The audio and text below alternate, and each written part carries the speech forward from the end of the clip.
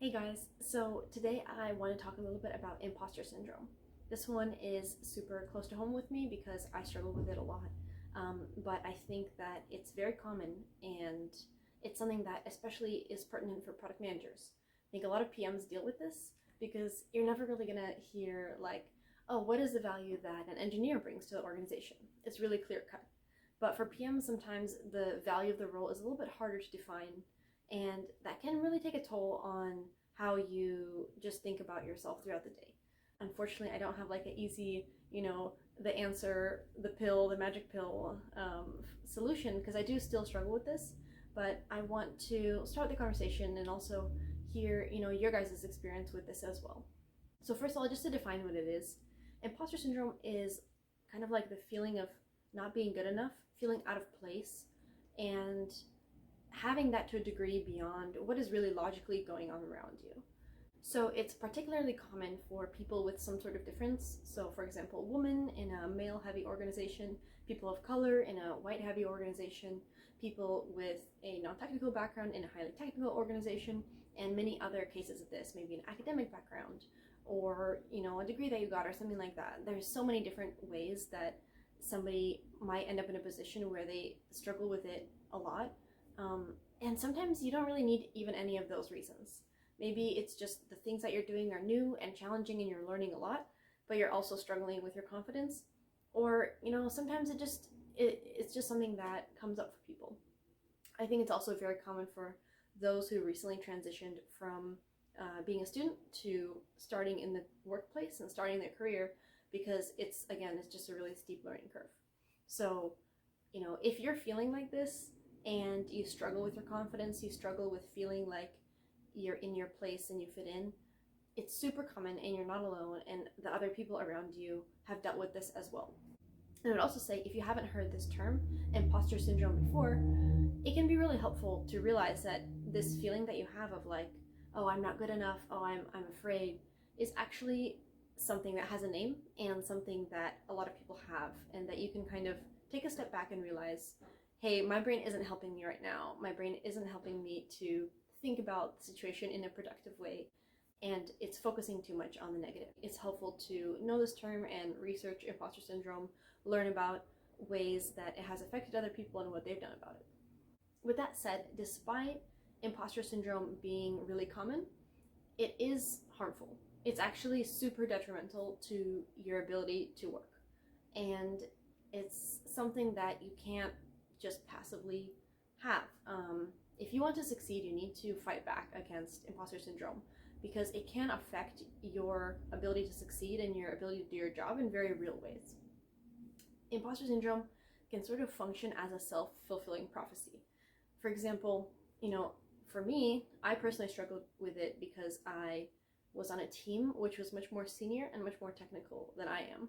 And so I felt like, wow, how can I do product management for these people that have so much more experience than me and they know more, and like what is my place to tell them what they should be working on, even though that was literally my job at that time. And so I constantly struggled with feelings of being out of place and not feeling confident. And the effect of that was that I struggled to say my opinion, I struggled to speak my voice, and I didn't confidently really deliver like, this is the work you should be doing and here's why, because I just didn't want to tell them anything.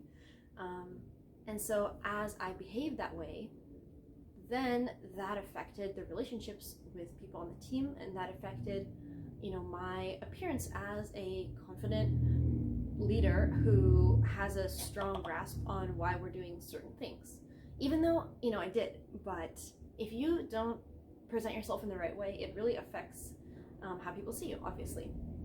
And so in that case, it kind of like really became a self-fulfilling prophecy, and it made things worse until a certain point that I realized how much it was affecting me and how much it was distorting the way I viewed what people were saying or how they perceived me.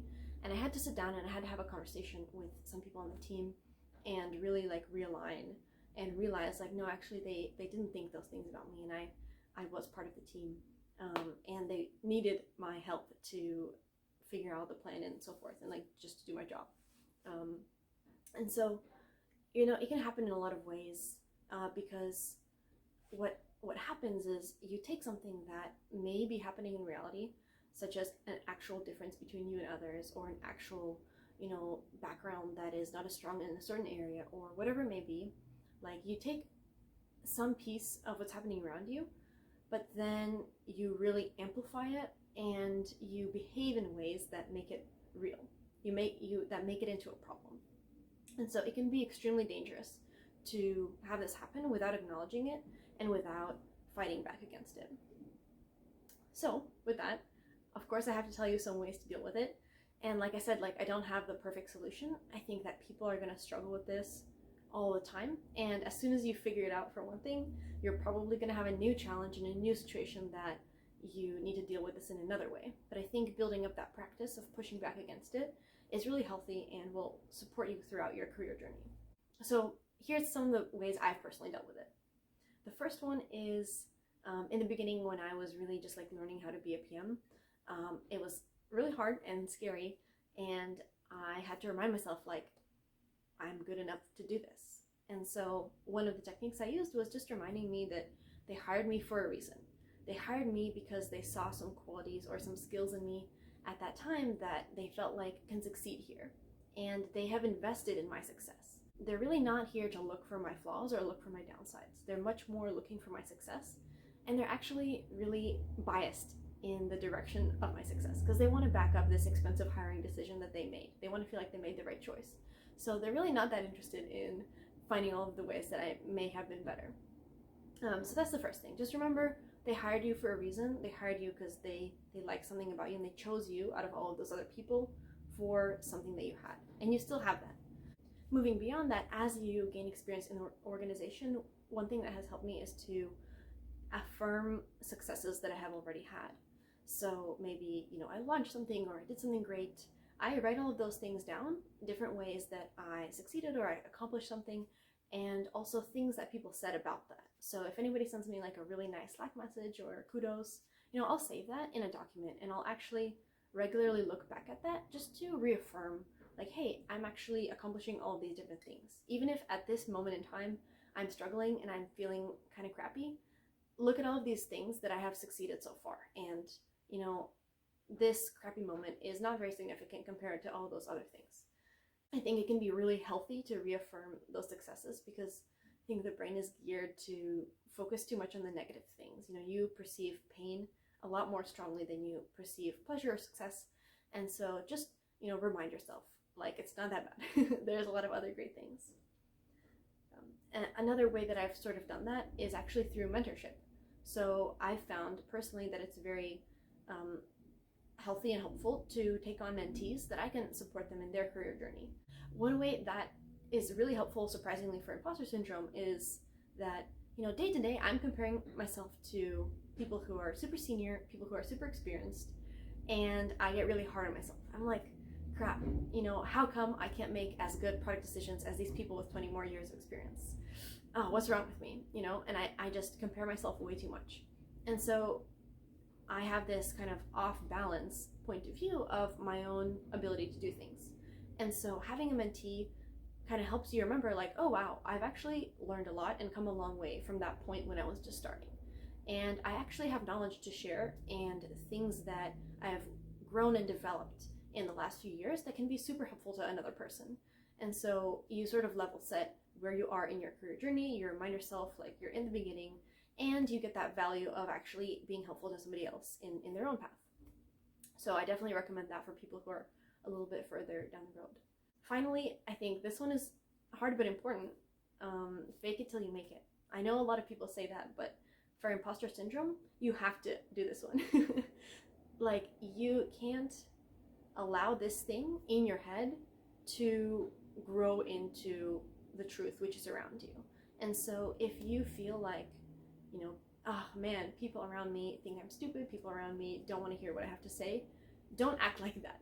Definitely don't behave in a way as if that's true, because that's going to really hurt you. You have to fake it till you make it. You have to act as if your opinion is valued and people think you're smart and they want to know what you have to say, because as a product manager, sharing your points of view and sharing your strategy and your ideas is part of your job, first of all. So you have to just get over this and do your job. But more importantly, you have to prevent this thing from becoming a self-fulfilling prophecy and just give people a chance to show you through those repeated exposures that, hey, you said this idea, people listen to it, and your ideas are able to succeed.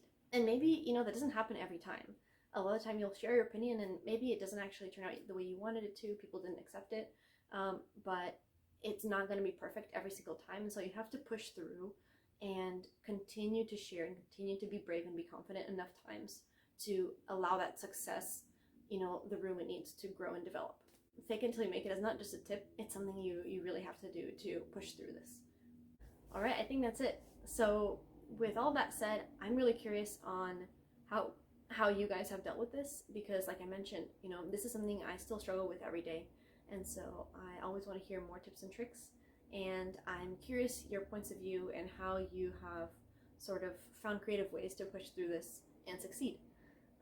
I'm also particularly interested to learn in people with non-technical backgrounds and how you have dealt with this in a technical organization. So if that's you, please reach out to me because I'm actually writing a piece on this topic. And so I'd love to learn about your experience and your stories and do a short interview if that's possible. So yeah, hope you enjoyed this video, and please let me know what other thoughts and questions you have on this topic because it's a big one. And I'd love to do more pieces of this in future videos. Thanks.